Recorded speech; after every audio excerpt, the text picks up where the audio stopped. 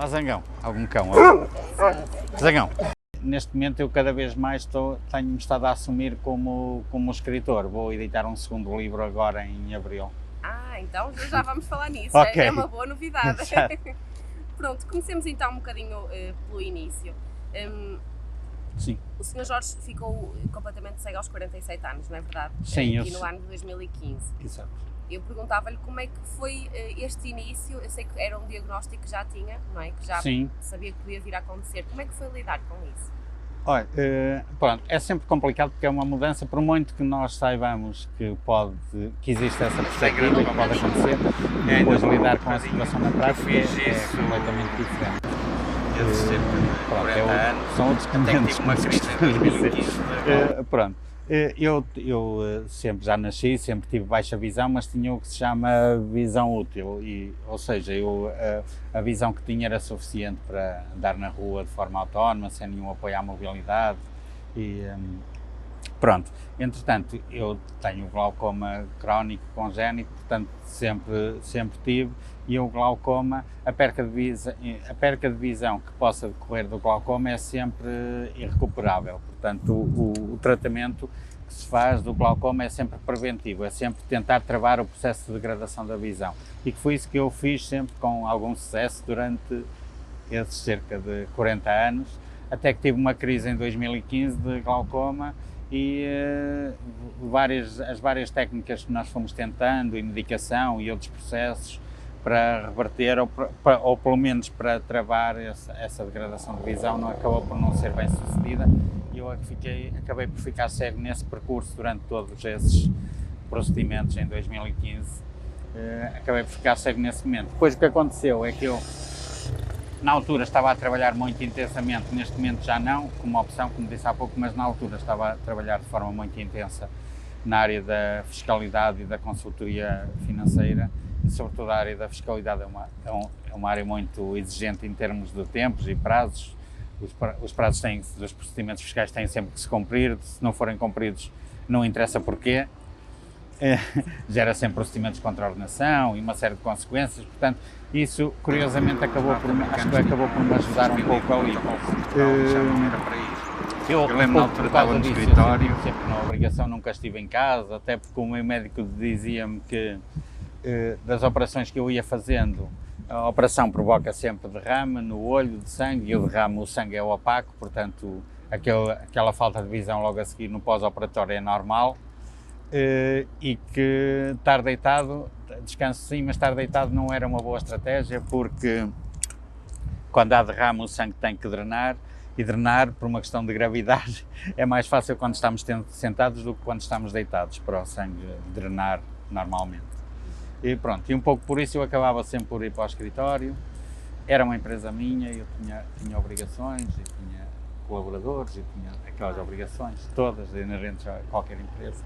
E eu, um pouco à boleia disso, digamos assim, acabei por ir quase sempre. Poucos foram os dias, só mesmo quando tinha dores insuportáveis, que eram normais, dores físicas das intervenções. Só mesmo nessas situações, e poucos dias é que eu fiquei mesmo em casa, de resto eu fui sempre para o escritório. Até que chegou uma altura que, apesar de nós ainda não termos desistido, ali em meados de 2015, eu para mim próprio já estava um bocado a criar a convicção de que aquilo era uma situação irreversível, que não ia voltar atrás, e portanto comecei a procurar soluções para retomar, para recuperar novamente a independência, para estar dependente de tratamento. Então, a forma mais rápida, mais fácil, mais óbvia é uma pessoa aprender a usar a bengala branca para cegos. Foi uma adaptação difícil? Não, porque eu curiosamente no secundário, algumas décadas antes, já tinha tido, um pouco contra a minha vontade, aquele período difícil dos 15 anos, 16 anos, as miúdas e não sei o quê. Pronto, exato, oferecia assim alguma resistência, mas tive uma professora de ensino especial que lá conseguiu introduzir-me dar-me algumas aulas e algumas técnicas, portanto eu tinha algumas bases teóricas, não foi partir do zero. O problema ali maior foi que eu precisava dessa formação rapidamente, e onde eu tentava, nas instituições para cegos e outras entidades que dão esse tipo de formação, era sempre que tinha que me inscrever, esperar 3 meses ou 6 meses, eu não tinha esse tempo. não podia ser assim, então resolvi eu próprio procurar, consegui encontrar uma professora que dá aulas de ensino especial, uma professora até de Esposende, que aceitou dar-me aulas de mobilidade. Se não forem cumpridos, não interessa porque finais de 2015 já estava... gera sempre procedimentos contra a organização. Foi, curiosamente, eu nunca tinha visto nenhum, não conhecia ninguém e curiosamente foi essa professora, logo da primeira vez que tivemos a reunião, lembro-me, fui ali, entre aspas, não é aqui muito perto, foi num bar no pé no Rio, em Esposende, numa reunião num domingo, estávamos ali a avaliar como é que podíamos trabalhar, se era possível ou não, e ela disse-me assim um pouco daquela conversa de circunstância, depois um dia mais tarde até se pode candidatar a ter um cão-guia, e eu fiquei assim, nunca tinha posto essa hipótese, vim para casa a pensar naquilo, depois fui consultar na net o site da Escola de Cães Guia, que é a única que existe até agora em Portugal, e estive a ver aquilo tudo e disse, isto é capaz de ser uma coisa engraçada. Eu já não tinha um cão de companhia já há muito tempo, porque eu depois tinha ido desde que fui para o Porto nunca mais, e achei que não ia ser possível, porque eu achava que aquilo era só para pessoas que tinham um quintal, onde podiam largar um cão de porte médio, não sei o quê, para quem vivia num apartamento, que era o meu caso, não ia ser possível. Era um bocado a crença que eu tinha, mas candidatei-me na mesma, eu vi aquilo, era só reunir documentos, coloquei aquilo tudo num zip, num fecheiro e mandei por e-mail lá para a escola, preenchi o formulário, juntei os relatórios médicos, mandei naquela de, deixa eu ver o que é que isto dá, circunstâncias que acabaram por fazer com que eu tivesse com em apenas 14 meses, apenas porque nunca tive tempo médio de espera, tive uma vez uma situação, por acaso até foi à mobilidade, para ter pronto, portanto, eu tenho glaucoma crónico congénito. 18.000 euros, é um processo um bocadinho difícil. Não, é assim, essa disponibilidade financeira, os cães guia são entregues gratuitamente. Essa questão dos 18.000 euros é um pouco a responsabilidade da escola de cães guia, que tem que conseguir esse financiamento. Mas depois o processo, a escola é uma IPSS, é um processo de candidatura e os cães são atribuídos, depois são entregues gratuitamente a quem eles entenderem que cumprem os critérios de elegibilidade. E no caso do Sr. Jorge, foi até em menos tempo. Quer-me explicar esses fatores, se for possível? Claro. Pronto. Eu também eu acredito numa coisa, acredito que quando nós visualizamos uma coisa e queremos muito, nós acabamos por conseguir e acabamos por facilitar o processo. E eu acredito que foi um pouco isso que aconteceu comigo, mas na prática, isso é uma questão de fé, digamos assim. Na prática o que aconteceu foi, eu candidatei-me e a partir era um processo normal de 3 anos, só que entretanto na altura a escola tinha um processo, já vinha de há muitos anos para trás, todos os anos ia buscar 2 cães, através de um protocolo que existia com uma instituição, uma escola de cães guia de Nova Iorque, a escola ia buscar 2 cães por ano aos Estados Unidos. Então, a dada altura, eu recebi um e-mail, ou um telefonema, primeiro um telefonema, a dizer que existia essa possibilidade, que a escola iria, como faz todos os anos, iria buscar 2 cães aos Estados Unidos, que tinham pré-selecionado 5 pessoas, para dessas 5 pessoas escolherem 2, e que eu era uma dessas 5 pessoas. Qual era a questão aí? É que essa viagem tinha que ser paga por nós, e custava, na altura disseram 850 euros, e que eu tinha que estar interessado em pagar essa deslocação. Depois lá o alojamento e a alimentação, eles garantiam, a instituição lá em Nova Iorque, mas a viagem eu tinha que pagar. E pronto, e eles dessas 5 pessoas estavam a tentar perceber para já quem é que estaria interessado. Eu fiquei ali assim um bocado a pensar, 850 euros, não estava assim muito à espera, mas disse logo que sim. Eu digo sempre que sim, depois logo se vê, para não fechar as portas, e então disse logo que sim. Comecei a tratar das coisas, do passaporte, das questões médicas por causa das autoridades norte-americanas, que exigiam na altura, mesmo antes do Covid, e comecei a tratar disso e, entretanto, 2 semanas antes de partirmos, recebi outro telefonema da escola, já tinha tudo pronto, recebi outro telefonema da escola a dizer que os norte-americanos tinham suspendido o protocolo com Portugal e já não era para ir. Eu lembro, na altura estava no escritório, porque depois não era só a viagem, tinha outras despesas que a gente acaba sempre por fazer por lá, que eu sei como é. Eu sei que na altura recebi o telefonema, estava no escritório, pousei o telefone, uma colega de trabalho vira-se e diz-me: aconteceu alguma coisa? Eu: nada, fui só eu que acabei de poupar 1500 euros. E pronto, e ficou assim. E o que é um facto é que mais 2 semanas depois voltaram-me a ligar da escola a dizer que eu e a outra menina que era para ir, portanto que éramos 2, tínhamos dos 5, éramos 2 que tínhamos sido escolhidos, eu e ela, uma vez que tinha acontecido isso, tinham-nos dado prioridade na atribuição de um cão, e o meu estágio estava marcado, caso eu confirmasse o interesse, para meados de junho de 2017. Portanto, entretanto, já tinha passado mais um ano, né? Os tais 14 meses. E eu aceitei, fui um bocado sem saber bem para o que ia, mas pronto, só a fazer fé na prova social, digamos assim. Se era uma solução que já existia há 20 anos, se era tão cara e continuavam a entregar a cães, algum resultado tinha que ter, não é? Relativamente à utilização de uma bengala, senão as pessoas continuavam a usar a bengala.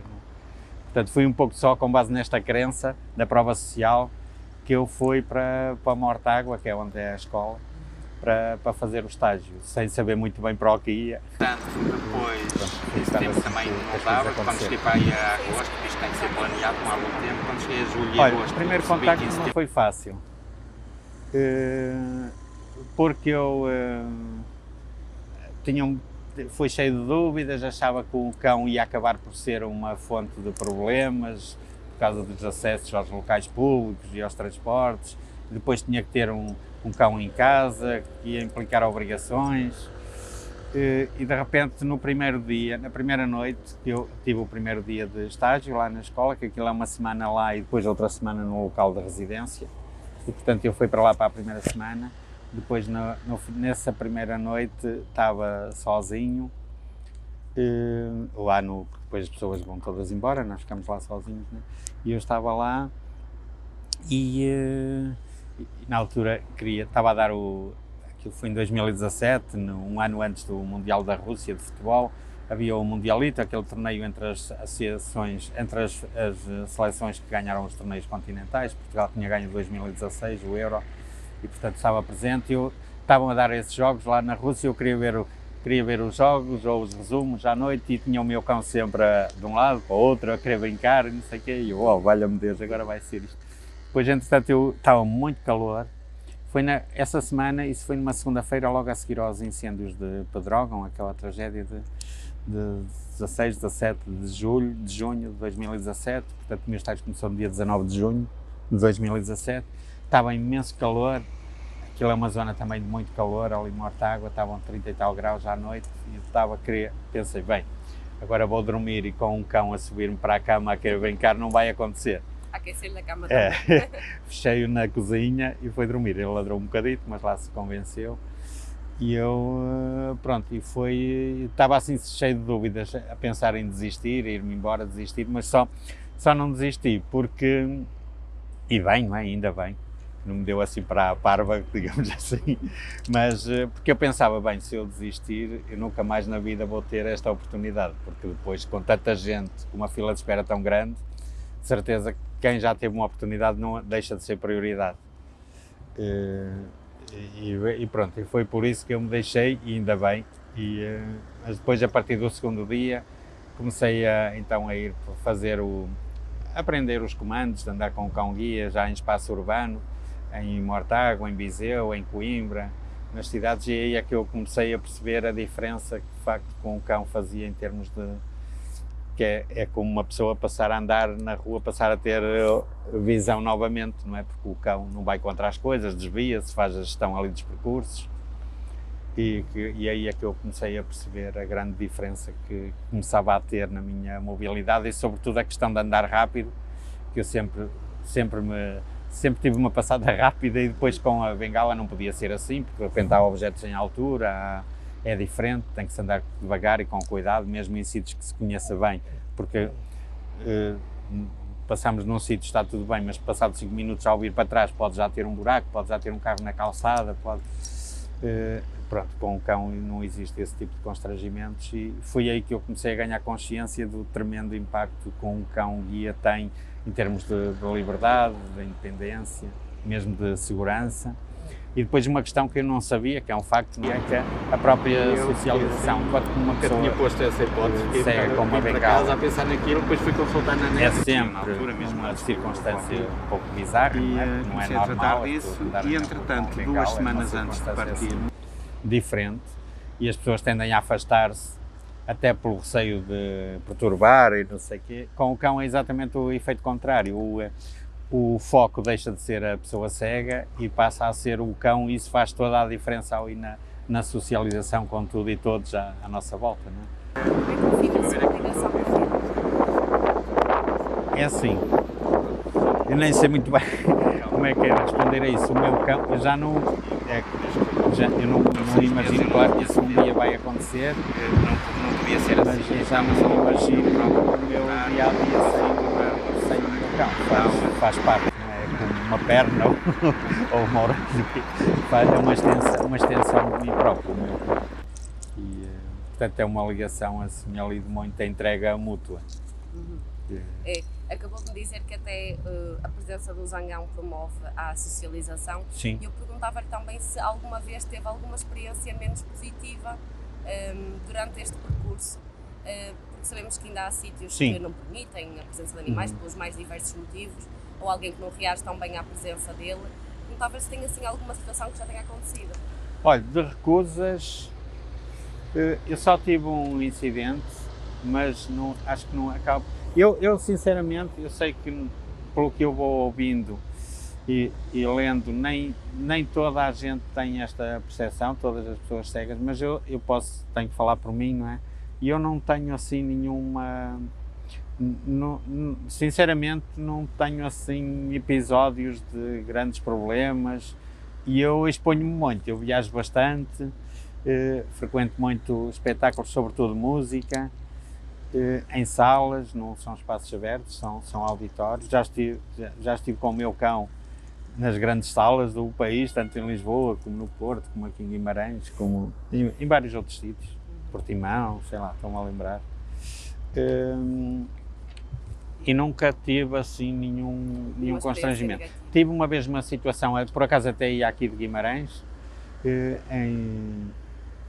num evento aqui há 2 anos, acho eu cheguei ao Porto e já não tinha autocarro para São João da Madeira, porque já era tarde, e chamei um Uber, não foi Uber, fui de outra plataforma, mas pronto, chamei um TVDE, e o motorista, quando chegou à minha beira, cancelou a viagem e foi-se embora, sem dizer nada. Eu chamei outro, perdi só ali 3 minutos, depois abri ali um procedimento com a operadora e acabei por conseguir com isso 500 € para a escola de cães guia.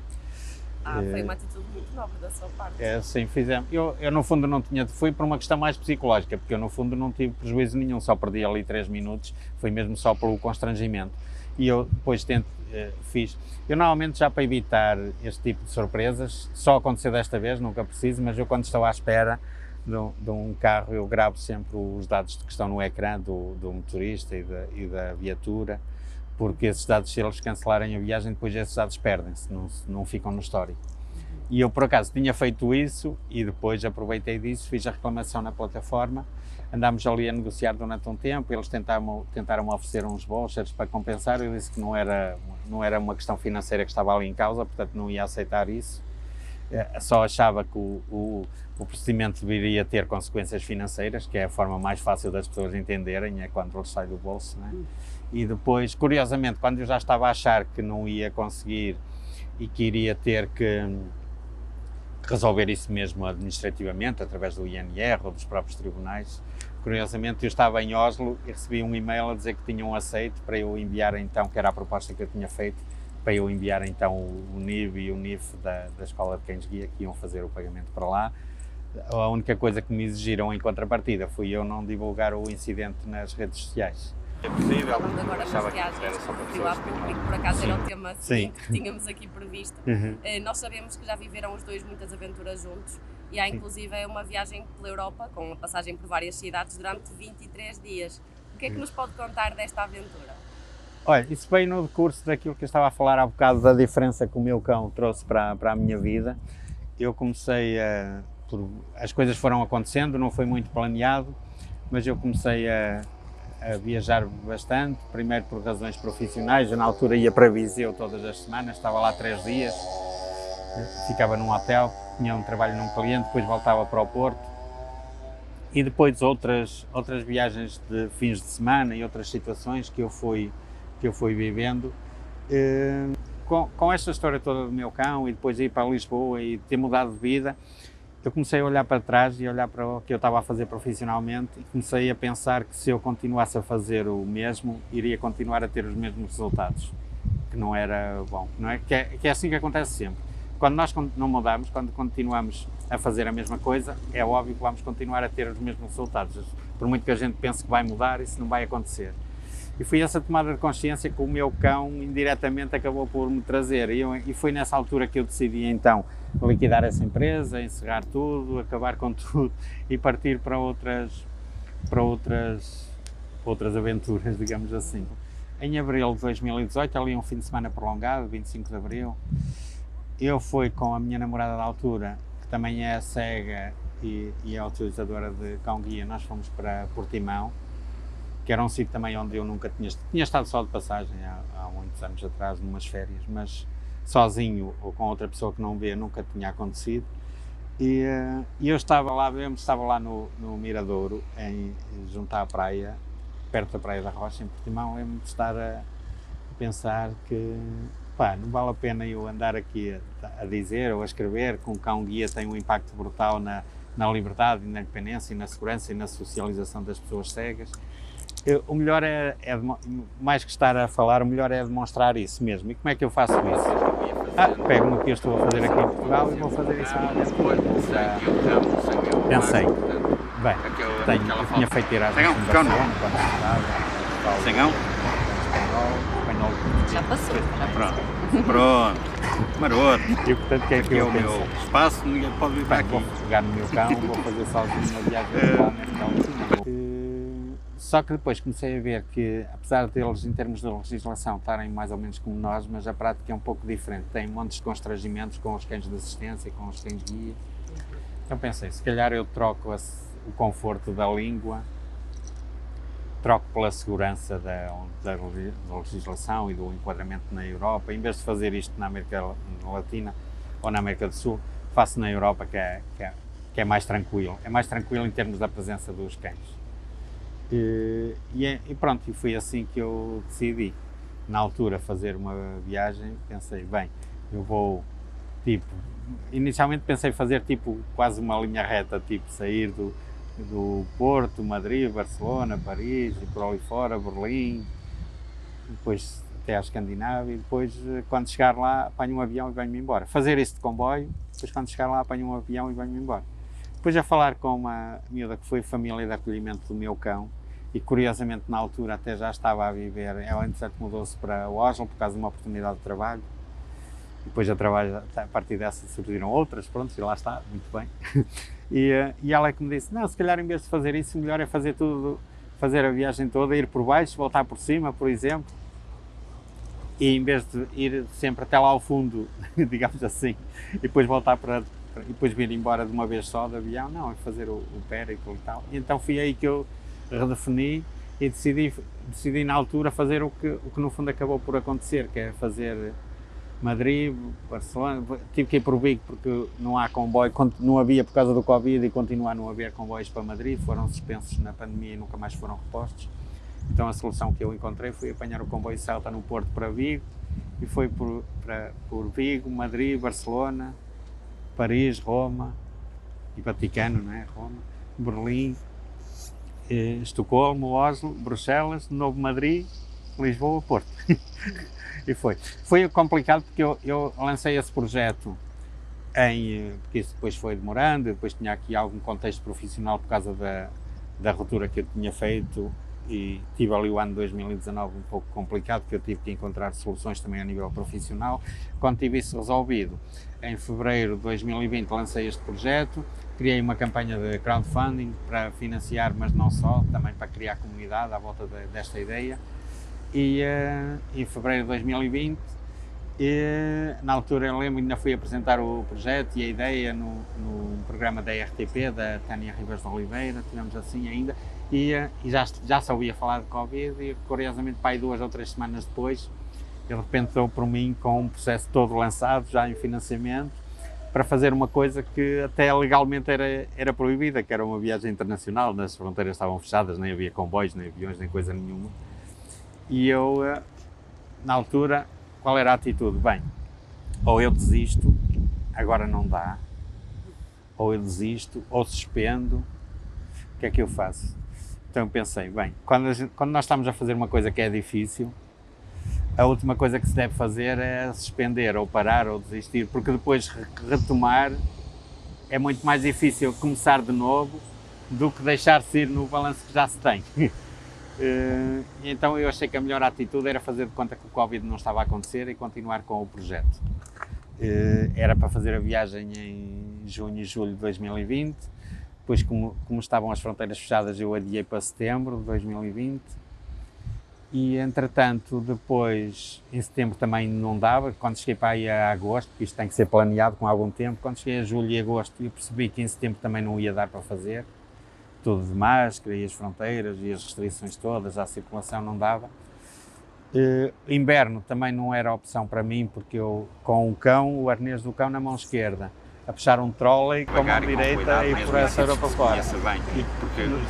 E depois ainda...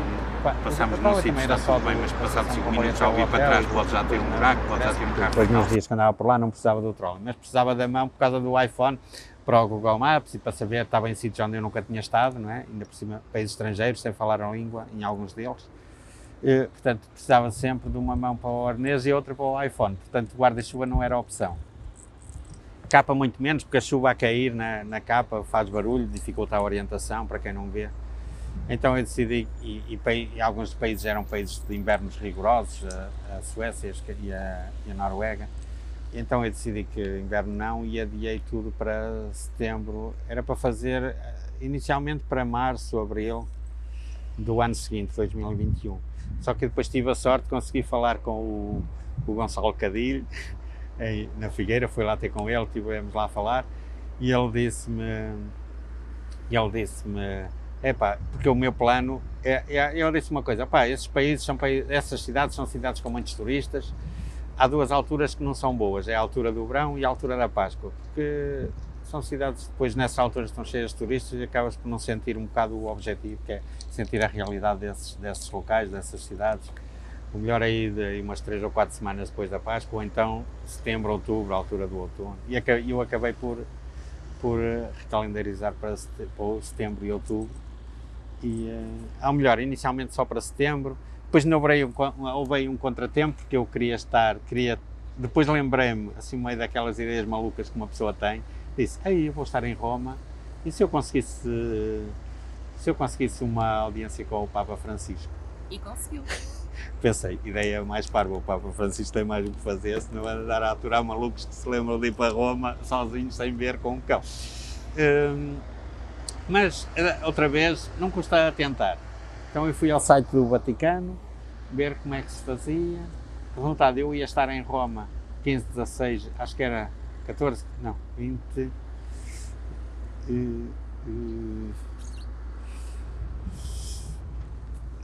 exato, 24, já não me lembro bem. Eu sei que ia estar umas datas em 22, 20, exato, acho que era 15, 16 e 17 que eu ia estar em Roma e vi que o Papa nesses dias ia estar numa visita a Bratislava e Budapeste e eu disse, que logo. Então o que é que eu fiz? Liguei para a agência que me estava a ajudar a programar os hotéis e não sei o quê. Pegámos no calendário que eu tinha e empurrámos tudo uma semana para a frente. Continuava tudo nos mesmos dias, o que era a segunda continuava a segunda e não sei o quê, mas tudo uma semana para a frente. Um bocado arriscado porque já começava a entrar ali em outubro, já começar a apanhar chuva, sobretudo na Escandinávia. Mas foi assim que eu fiz. E pronto, fui ver e disse, pronto, assim já dá. Já estaria em Roma no dia 22, que era a outra quarta-feira a seguir, já vai dar. O que é que eu faço? Vou ao site ver, pronto, então vou tratar disto. Fui lá ver, estávamos já em agosto, eu tinha que fazer o pedido com 3 meses de antecedência. Eu disse, a sério, eu ia viajar em setembro, estávamos em agosto. Eu disse, pronto, não interessa, não custa também tentar, se não der, depois vou, na outra altura faço uma viagem só de avião a Roma, não sei o quê, e tento. mas para já vou tentar. Fui ver, aquilo havia um formulário que tinha que se preencher para pedir, tudo bem, eu imprimi, descarreguei aquilo, preenchi, tinha que se mandar por fax ou por carta. Eu, um fax, eu já não mando um fax para há 15 anos, se calhar os miúdos mais novos nem sabem o que é um fax. Como é que isto se tem que mandar por fax? Procurei aquilo tudo, não havia um e-mail em lado nenhum. Andei à procura de fax, ninguém tinha fax. Depois alguém me disse, olha, tenta nos correios eles mandam fax. Eu estive lá para aí meia hora a tentar mandar um fax, dava o número não existente, ou o número impedido, ou o número ocupado, ou não sei o quê. Eu acabei por desistir, peguei no formulário, meti num envelope e mandei pelo correio. Já estávamos para aí há 3 semanas da minha partida.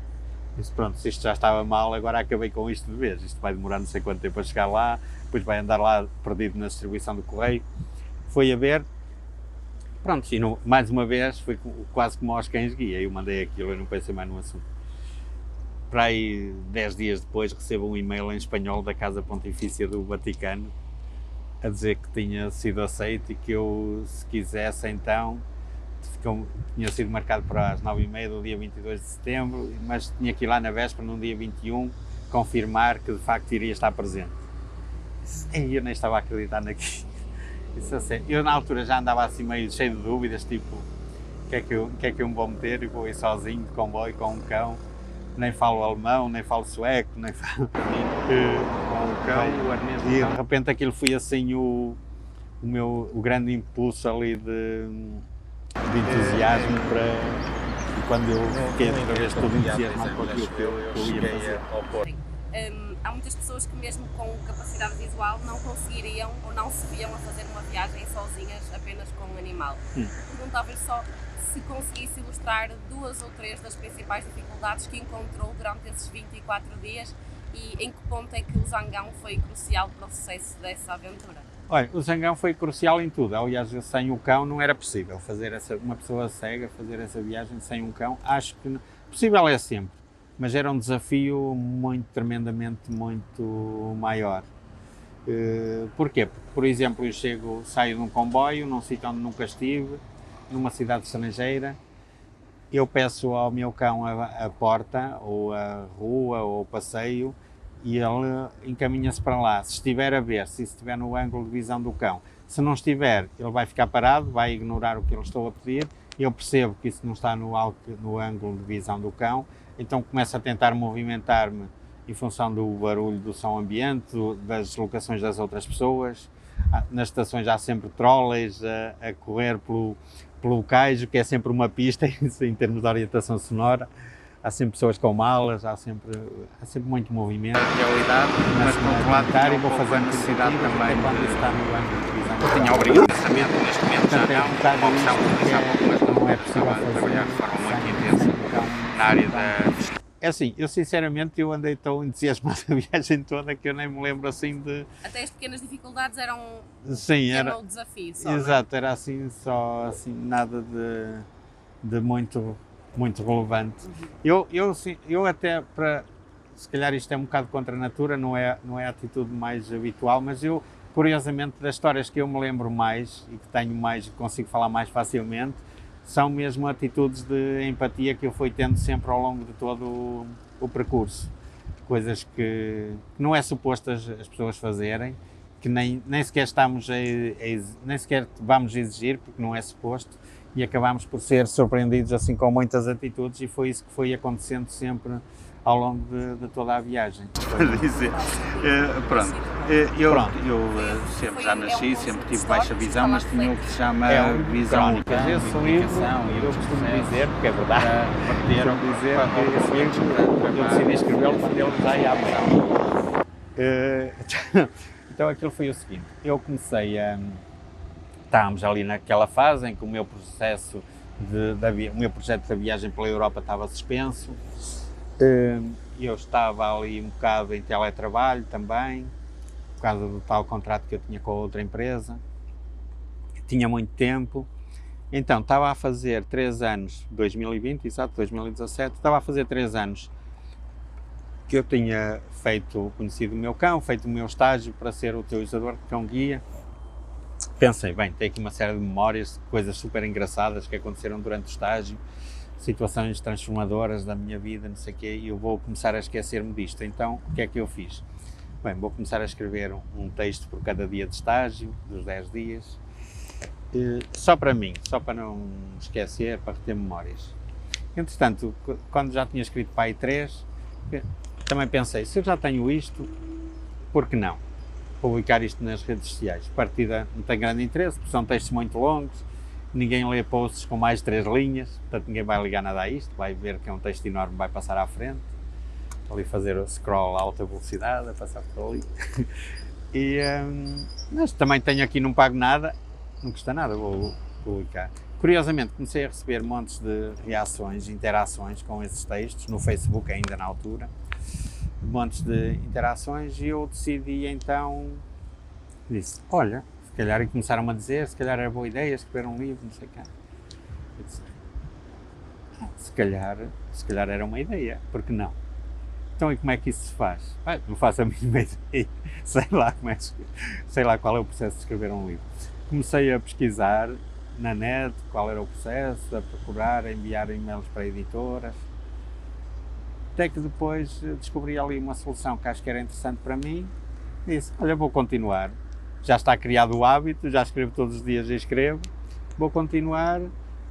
Foi uma má opção, porque deu mais trabalho corrigir os textos que já tinha escrito do que escrever depois os seguintes, porque escrever para as redes sociais, como sabe, não é a mesma coisa que escrever para um livro, não é? Que depois há aquelas frases, conforme tinha dito ontem, conforme não sei o quê, não sei, pronto, que não faz sentido num livro.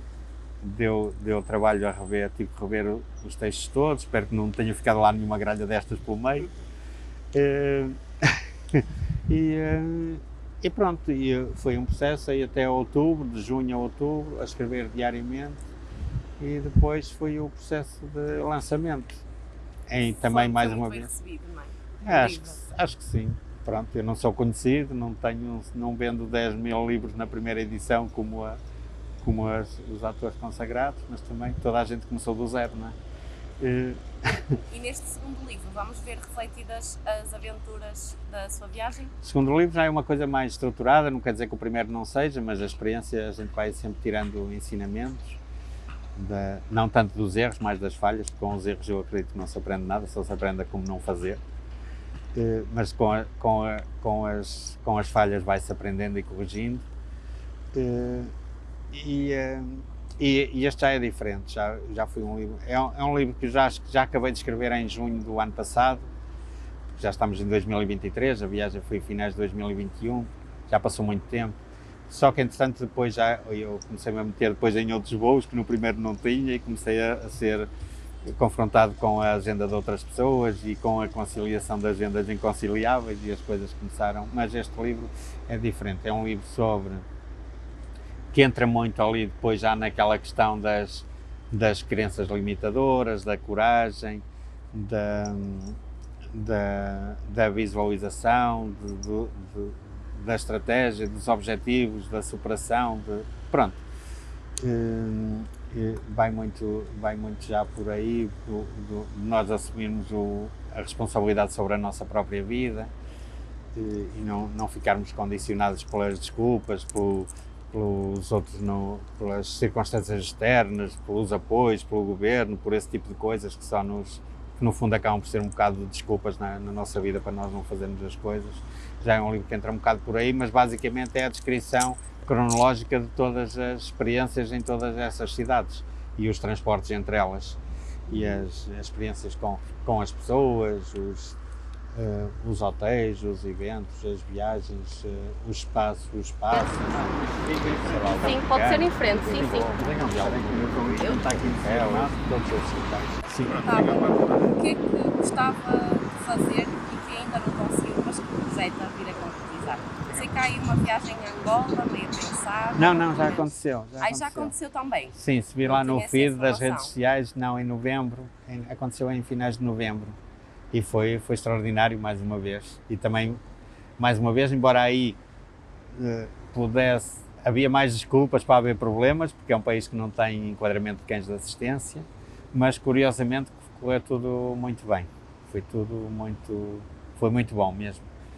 Novamente sozinho? Foi acompanhado? Foi sozinho, mas tive lá suporte de uma amiga que é uma angolana, coach, que eu conheço, que é a Madalena Kiala, que me deu lá, que está lá em Luanda e que me deu lá suporte e que me marcou algumas apresentações lá no Centro Paralímpico e numa faculdade de arquitetura, em vários locais e visitou comigo alguns pontos turísticos lá de Luanda. Tivemos assim algumas experiências gastronómicas e de passeio e de monumentos e foi extraordinário. Eu estive lá num hotel, também no hotel também foi tudo tranquilo, como na Europa, pronto. Também não tive nenhuma restrição de acesso, nem mesmo às zonas de restauração, que às vezes são zonas mais sensíveis. Apesar de não ser um país com enquadramento, também não me colocaram obstáculos nenhuns. E também, como era uma realidade mais sensível, eu pedi o ok de cão-guia antes de partir e, portanto, já fui com essa confirmação de que não tinha problemas. Mas pronto, foi isso. Agora, estava-me a perguntar de projetos. Se tem aqui alguma coisa que gostava de fazer e que ainda não conseguiu concretizar? Eu gostava e tenho sempre aqui a alimentação do tempo. O meu cão tem uma vida de trabalho, digamos assim, de 8, 9 anos. Está a terminar esse prazo, que ele está comigo vai fazer 6 anos. Portanto, só mais 2 anos pela frente, não é? Em princípio, em condições normais, mais 2 anos. Eu ainda queria ir fazer a tal viagem à América Latina. Se for possível, ainda não planeei isso, mas agora assim a pensar, se der para fazer no próximo ano, ótimo. Se não der, depois se calhar a seguir já não vai dar, porque o meu cão depois já começa a ter uma idade mais avançada e começa a ser um pouco arriscado. Se não fizer no próximo ano, depois se calhar já eventualmente já só com outro cão, depois já numa outra fase. E também tenho aí um projeto que não é fácil, que é muito ambicioso, que é tentar, mas que eu já ando a trabalhar há 2 anos, inicialmente com propostas de colaboração até com a própria escola de cães-guia, mas eles não se têm mostrado muito receptivos, nem muito nem pouco, não é? E portanto não vai ser por aí, mas tenho o meu grande projeto, mais que as viagens, é tentar alargar a oferta de cães-guia em Portugal, porque não faz sentido nós entregarmos tantos cães aqui durante toda a história da escola de cerca de 20 anos, como em Espanha fazem num único ano. Portanto, a nossa diferença de dimensão para a Espanha, a escala não é essa, não é? Portanto, há aqui qualquer coisa que não está...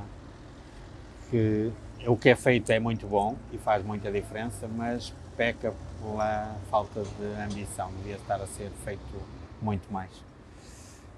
E esse é o meu grande entusiasmo, digamos assim. Ainda não é propriamente um projeto que ainda não está em andamento, por causa de todos os obstáculos, é uma coisa difícil, mas é um projeto que eu queria levar para a frente, é ajudar a resolver este problema da falta de entrega de cães, da insuficiência da entrega de cães-guia em Portugal.